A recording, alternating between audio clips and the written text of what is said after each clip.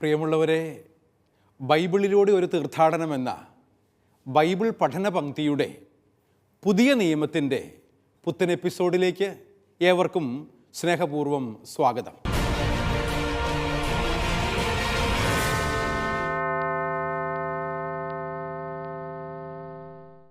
കഴിഞ്ഞ ഏതാനും ചില എപ്പിസോഡുകളിലായി യോഹന്നാൻ്റെ സുവിശേഷം 10-ാം അധ്യായമാണ് നമ്മൾ പഠിച്ചുകൊണ്ടിരിക്കുന്നത്.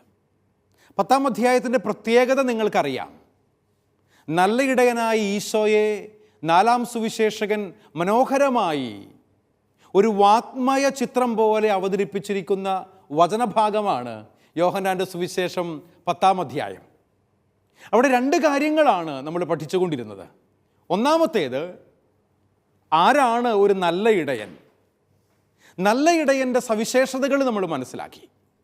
അതിനുശേഷം ആരാണ് ഒരു നല്ല ആട് എന്നതിനെക്കുറിച്ചുള്ള ചോദ്യങ്ങൾക്കുള്ള ഉത്തരമായിരുന്നു.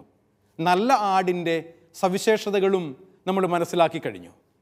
അതുകൊണ്ട് അതിൻ്റെ തുടർച്ചയായുള്ള വചനങ്ങൾ പഠിക്കാനായി നമുക്ക് ഈ ക്ലാസ് വിനിയോഗിക്കാം.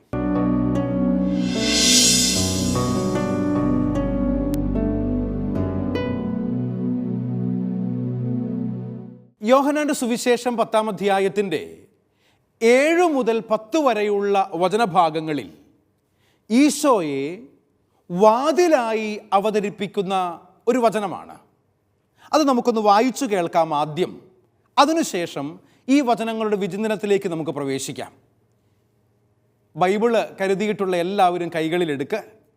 എന്നിട്ട് യോഹന്നാൻ്റെ സുവിശേഷത്തിൽ നിന്നും 10-ാം അധ്യായം 7 മുതൽ 10 വരെയുള്ള വാക്യങ്ങൾ എന്നോടൊപ്പം ഒന്ന് വായിക്കാവോ? നല്ല ഇടയൻ. അതുകൊണ്ട് യേശു വീണ്ടും പറഞ്ഞു, സത്യം സത്യമായി ഞാൻ നിങ്ങളോട് പറയുന്നു, ഞാനാണ് ആടുകളുടെ വാതിൽ. എനിക്ക് മുമ്പേ വന്നവരെല്ലാം കള്ളന്മാരും കവർച്ചക്കാരുമായിരുന്നു. ആടുകൾ അവരെ ശ്രവിച്ചില്ല. ഞാനാണ് വാതിൽ. എന്നിലൂടെ പ്രവേശിക്കുന്നവൻ രക്ഷ പ്രാപിക്കും. അവൻ അകത്തു വരികയും പുറത്തു പോവുകയും മേച്ചിൽ സ്ഥലം കണ്ടെത്തുകയും ചെയ്യും. മോഷ്ടിക്കാനും കൊല്ലാനും നശിപ്പിക്കാനുമാണ് കള്ളൻ വരുന്നത്. ഞാൻ വന്നിരിക്കുന്നത് അവർക്ക് ജീവൻ ഉണ്ടാകാനും അത് സമൃദ്ധമായി ഉണ്ടാകാനുമാണ്.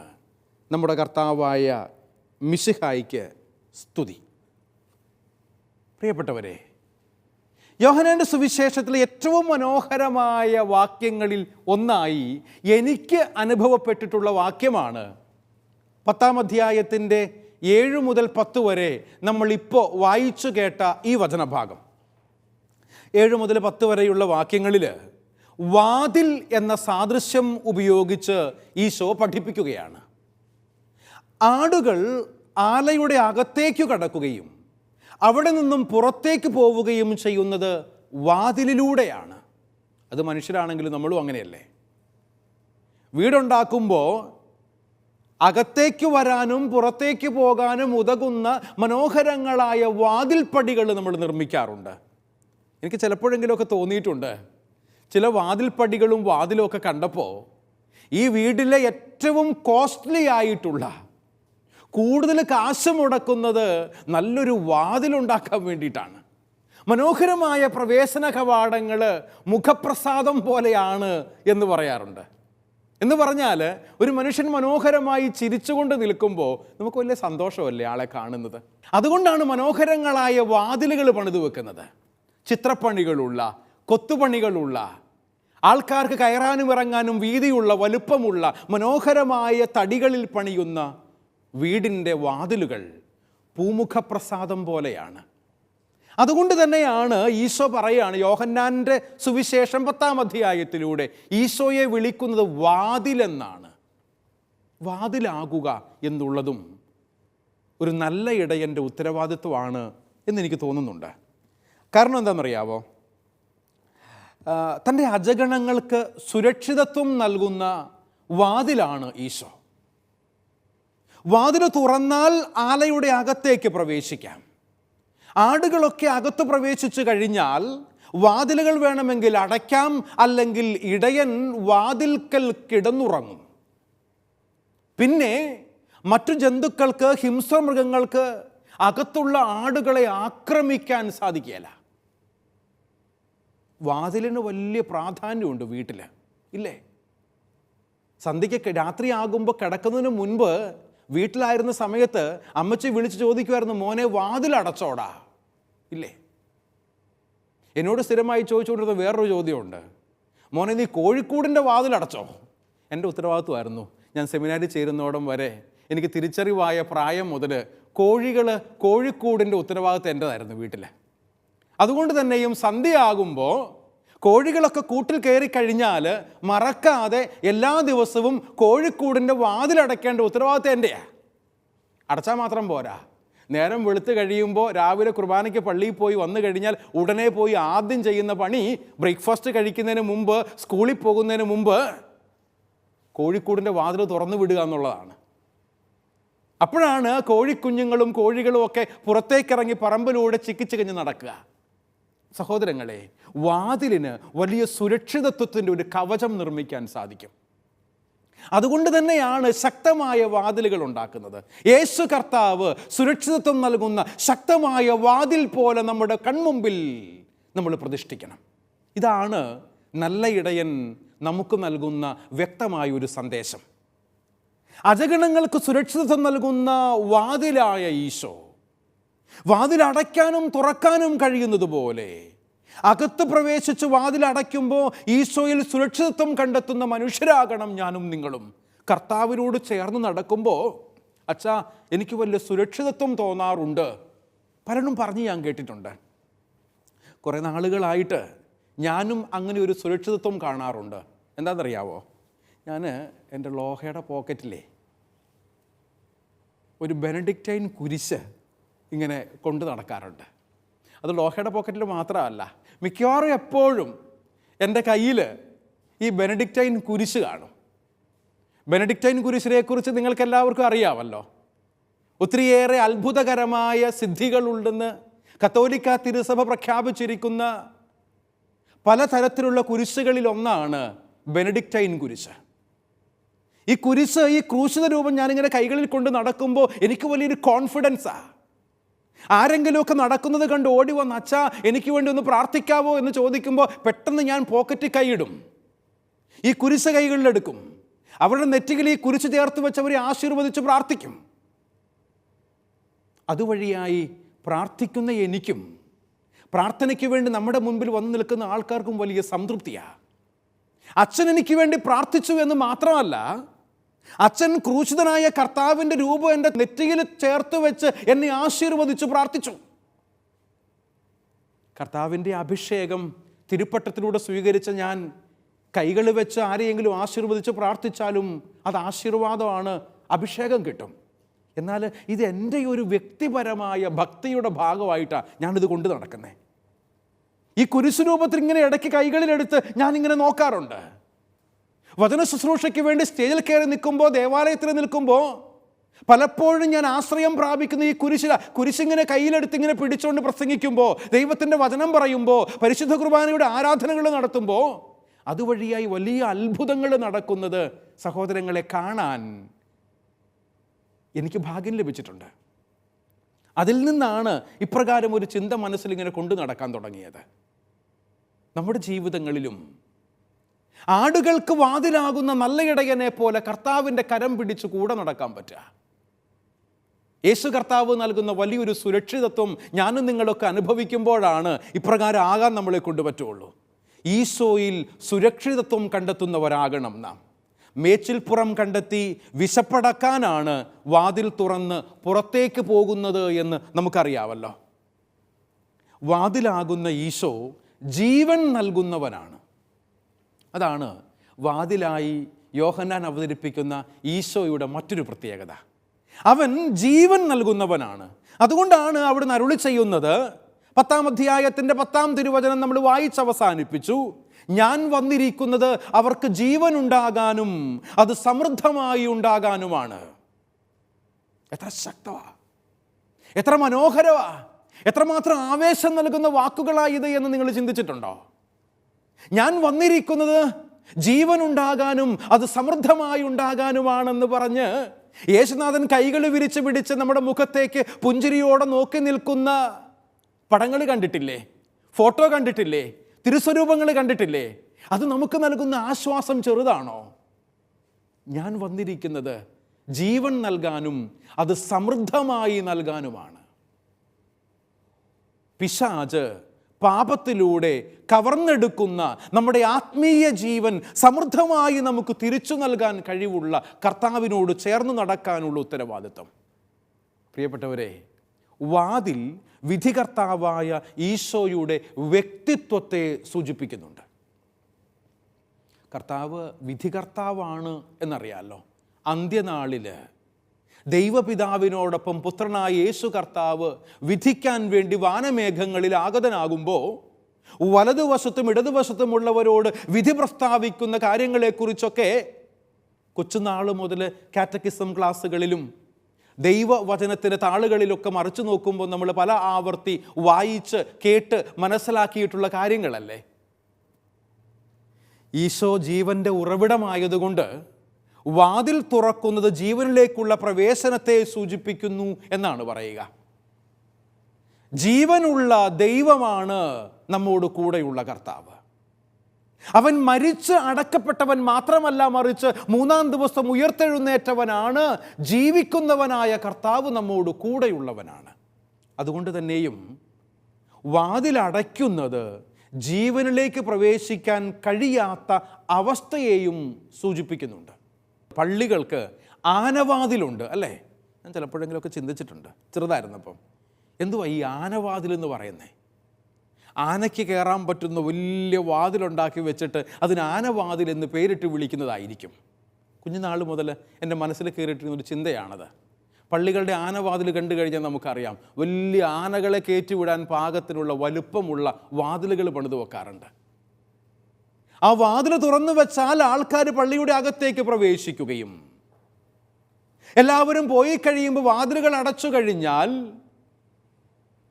പിന്നീട് പുറത്തു നിൽക്കുന്നവർക്ക് അകത്ത് പ്രവേശിക്കുക സാധ്യമല്ലെന്നതുപോലെ ജീവൻ നൽകുന്ന, സമൃദ്ധമായി നൽകുന്ന യേശു കർത്താവിനെ നമ്മുടെ ജീവിതത്തിലേക്ക് സ്വീകരിച്ചു കഴിയുമ്പോൾ അവനാകുന്ന വാതിൽ അടയ്ക്കപ്പെടാതിരിക്കാനും നിത്യജീവൻ സമൃദ്ധമായി നമ്മളിലേക്ക് കടന്നു വരാനും വേണ്ടിയിട്ട് അവനോട് ചേർന്ന് ജീവിക്കുക എന്നുള്ളതാണ് നമ്മെക്കുറിച്ചുള്ള ദൈവഹിതം.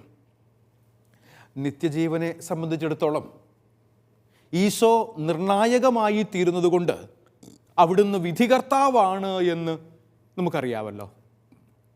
അവസാന നാളുകളിൽ നീതിമാന്മാരെ നിത്യജീവനിലേക്കും അനുതപിക്കാത്ത പാപികളെ മരണത്തിലേക്കും പ്രവേശിപ്പിക്കുന്ന വാതിൽ ഈശോയാണ് എന്ന് മതബോധന ഗ്രന്ഥം നമ്മളെ ഓർമ്മപ്പെടുത്തുന്നുണ്ട്.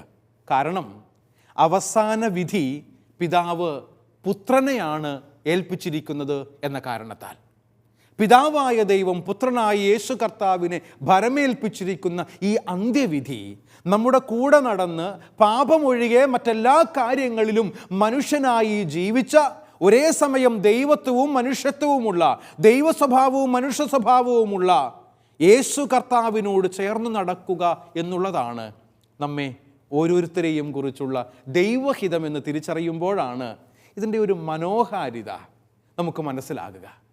ആ കർത്താവിനോട് ചേർന്ന് നടക്കുമ്പോൾ നമ്മൾ സന്തോഷത്തോടുകൂടെ, സമാധാനത്തോടുകൂടെ, ഐശ്വര്യപൂർവകമായി ജീവിക്കാൻ വേണ്ടി പറ്റും. കർത്താവ് കൂടെ ഉണ്ടെന്ന് കരുതി, സന്തോഷം നമ്മുടെ കൂടെ മുഖത്തുണ്ടെന്ന് കരുതി നമുക്ക് ദുഃഖങ്ങളില്ല എന്നൊന്നും അർത്ഥമില്ല കേട്ടോ. പ്രയാസങ്ങളില്ലാത്ത മനുഷ്യരാരാ ഉള്ളേ? കരയാത്ത ആരെങ്കിലും എന്നെ കേട്ടോണ്ടിരിപ്പുണ്ടോ? ജീവിതത്തിൽ ഇന്ന് വരെ കരയാത്ത ആരെങ്കിലും?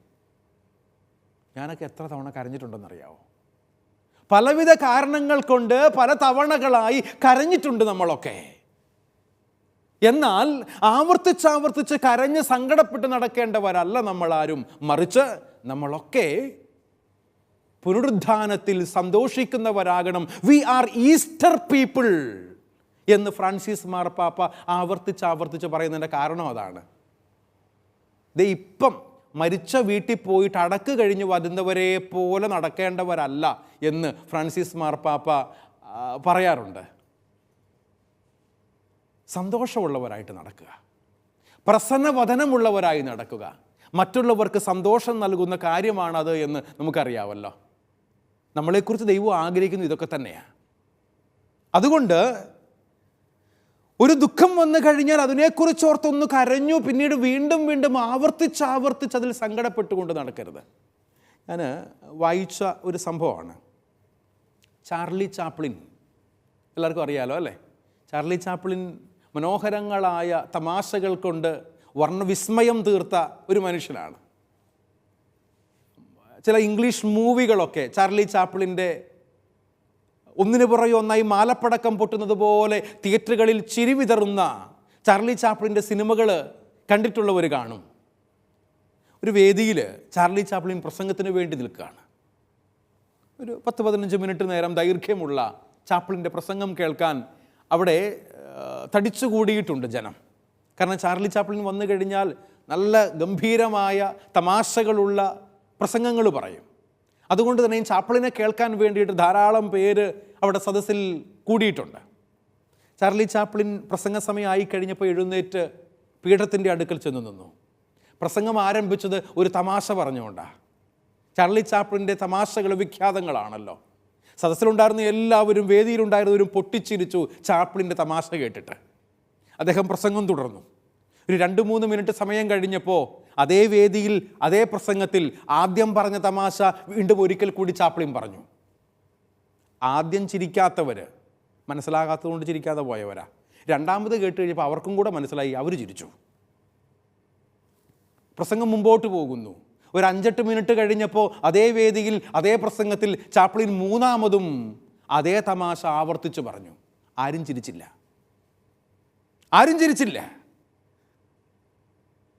ആരും ചിരിക്കുന്നില്ല എന്ന് കണ്ടു കഴിഞ്ഞപ്പോൾ ചാർലി ചാപ്ലിൻ ആൾക്കാരോട് പറഞ്ഞു, പ്രിയപ്പെട്ടവരെ, ഞാൻ ഒരു തമാശ 3 പ്രാവശ്യം ആവർത്തിച്ച് പറഞ്ഞപ്പോൾ നിങ്ങളിൽ ആർക്കും ചിരി വന്നില്ല.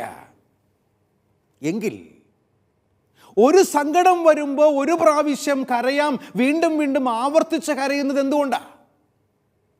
ഒരു തമാശ കേട്ട് ഒരിക്കൽ ചിരിക്കാൻ പറ്റും, ആവർത്തിച്ച് ചിരിക്കാൻ സാധ്യമല്ലെന്നതുപോലെ ഒരു സങ്കടം വന്നാൽ ഒരു തവണ കരഞ്ഞാൽ പോരെ.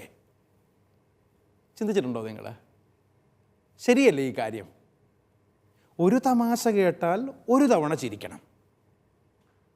ഒരു സങ്കടം വന്നാൽ പലതവണ കരയുന്ന എന്നാത്തിനാ? ചിന്തിച്ചു നോക്കി.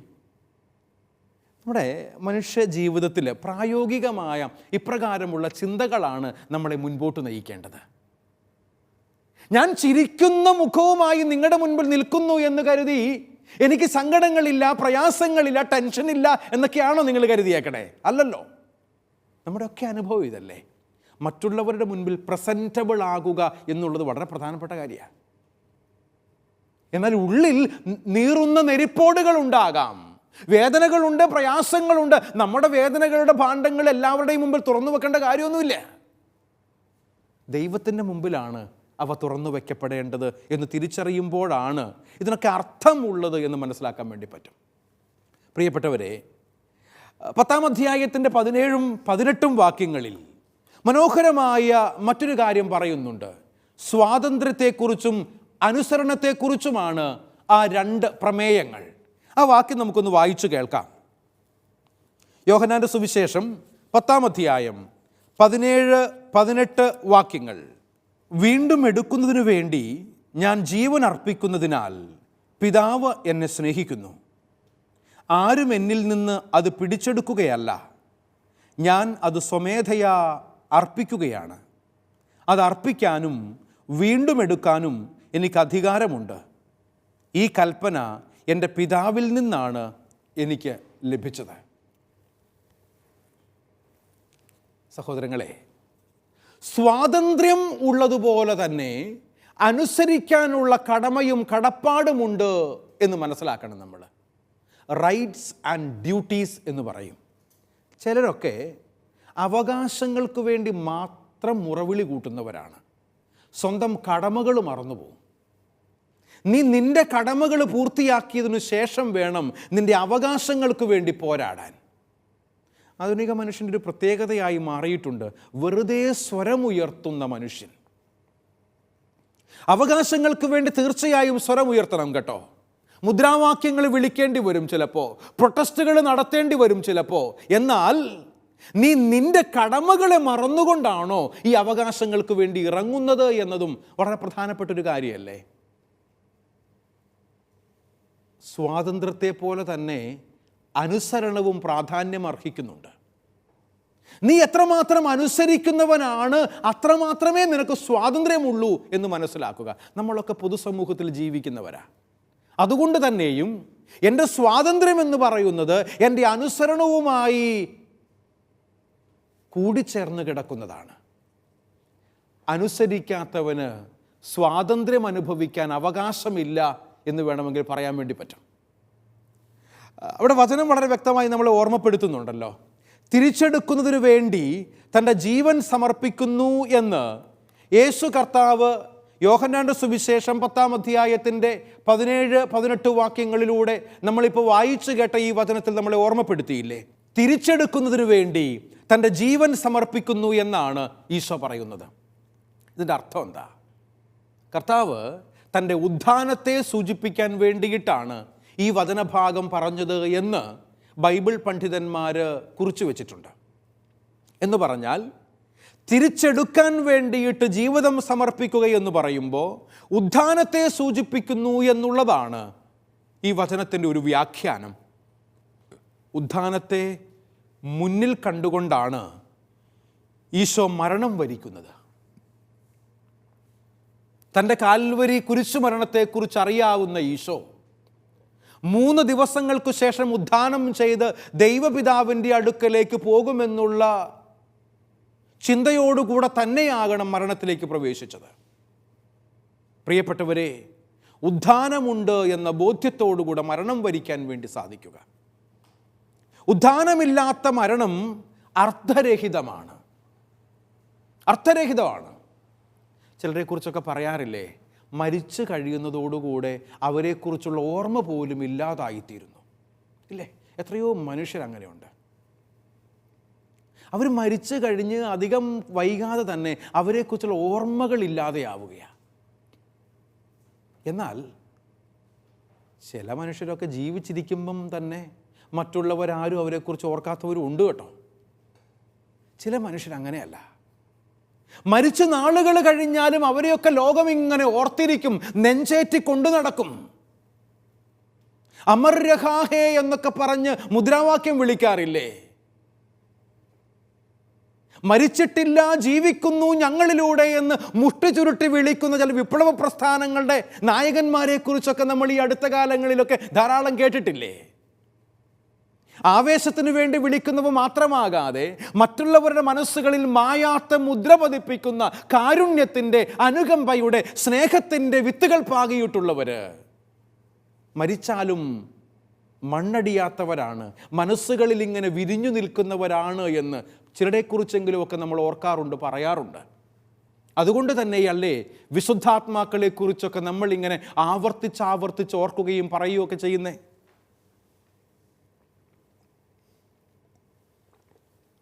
ഈ അടുത്ത കാലത്ത് ഞാൻ കണ്ട മനോഹരമായ ഒരു സിനിമയാണ് the face of the faceless.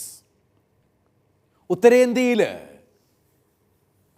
പാവപ്പെട്ട ഗ്രാമീണരായ മനുഷ്യർക്ക് വേണ്ടി മലയാളിയായ ഒരു പെൺകുട്ടി സന്യാസം സ്വീകരിച്ച് കന്യാസ്ത്രീയായി ആ ജനങ്ങളുടെ ഇടയിലേക്ക് കടന്നു ചെന്ന് അവർക്ക് വേണ്ടി തൻ്റെ ജീവിതം മുഴുവൻ ഒഴിഞ്ഞു വെച്ചപ്പോൾ മറ്റു പലർക്കും അവരുടെ ജീവിതം കണ്ടിട്ട് അസൂയയുണ്ടായി. അവളെ എങ്ങനെയെങ്കിലും ശരിപ്പെടുത്തണമെന്ന് ചിന്തിച്ച് 54ഓളം കുത്തുകൾ കുത്തി റാണി മരിയ എന്നു പേരുള്ള കന്യാസ്ത്രീയെ കൊല ചെയ്യുന്നത്, അതിക്രൂരമായി കൊല ചെയ്യുന്ന സംഭവത്തെക്കുറിച്ച് മനോഹരമായി അവതരിപ്പിച്ചിരിക്കുന്ന സിനിമയാണ് the face of the faceless എന്ന സിനിമ. സിസ്റ്റർ റാണി മരിയ മരിച്ചിട്ട് വർഷങ്ങൾ പലതു കഴിഞ്ഞു, ദശാബ്ദം തന്നെയും ആയിട്ടുണ്ട്. എന്നാൽ ഇന്നും റാണി മരിയ നമ്മുടെയൊക്കെ ജീവിതങ്ങൾ ഇങ്ങനെ പച്ചകെടാത്ത ഓർമ്മയായി നിലനിൽക്കുന്നതിൻ്റെ കാരണം എന്താ? The face of the faceless കണ്ടതുകൊണ്ട് മാത്രമല്ല, മറിച്ച് പാവപ്പെട്ട ഗ്രാമീണരായ മനുഷ്യർക്ക് വേണ്ടി അവൾ ചെയ്ത സേവന പ്രവർത്തനങ്ങൾ കേട്ടവര്, അറിഞ്ഞവര്, മനസ്സിലാക്കിയവര്, പറഞ്ഞു കേട്ട കഥകൾ, വായിച്ചു തീർത്ത പുസ്തകങ്ങൾ, അഭ്രപാളികളിലൂടെ ഇങ്ങനെ റാണി മരിയയായി ജീവിക്കുന്ന അഭിനേത്രിയെ കണ്ടു കഴിഞ്ഞപ്പോൾ നമ്മുടെ മനസ്സുകളിൽ ഇങ്ങനെ ആ രൂപം ഇങ്ങനെ തങ്ങി നിൽക്കുക. പ്രിയപ്പെട്ടവരെ, ഈശോ നമ്മളോട് കൂടെയുള്ളവനാണ് എന്ന ബോധ്യത്തോടു കൂടെയാണ് അവൻ്റെ കൂടെ ഞാനും നിങ്ങളും നടക്കേണ്ടത്. കാരണം എന്താണെന്നറിയാവോ? ഈശോ ജീവൻ അർപ്പിക്കുന്നത് സ്വാതന്ത്ര്യത്തോടുകൂടെയാണ്.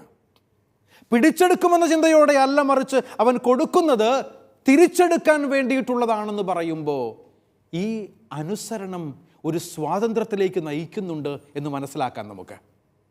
ഇത് ഈശോയ്ക്ക് മാത്രമുള്ള കാര്യമല്ല, എനിക്കും നിങ്ങൾക്കും അവകാശങ്ങളുണ്ട്, അധികാരങ്ങളുണ്ട്, അവയോടൊപ്പം ഉത്തരവാദിത്വങ്ങളുണ്ട്. അനുസരിക്കാൻ തയ്യാറായാൽ സ്വാതന്ത്ര്യം അനുഭവിക്കാൻ നമ്മളെ കൊണ്ടുപറ്റും. കർത്താവിൻ്റെ കൃപാവരം സ്വീകരിക്കുമ്പോൾ ഞാനും നിങ്ങളുമൊക്കെ സ്വതന്ത്രമായി വിഹായസിലേക്ക് ചിറകുകൾ വിരിച്ച് പറക്കുന്ന പക്ഷികളെ പോലെയാകും. ദൈവകൃപയ്ക്ക് വേണ്ടി നമുക്ക് പ്രാർത്ഥിക്കാം. ഈ എപ്പിസോഡ് നമ്മളിവിടെ വൈൻഡപ്പ് ചെയ്യുമ്പോൾ ഇതിൻ്റെ തുടർച്ച അടുത്ത ക്ലാസ്സിൽ നമുക്ക് കേൾക്കാം. ദൈവാനുഗ്രഹം എല്ലാവർക്കും സമൃദ്ധമായി ഉണ്ടാകട്ടെ.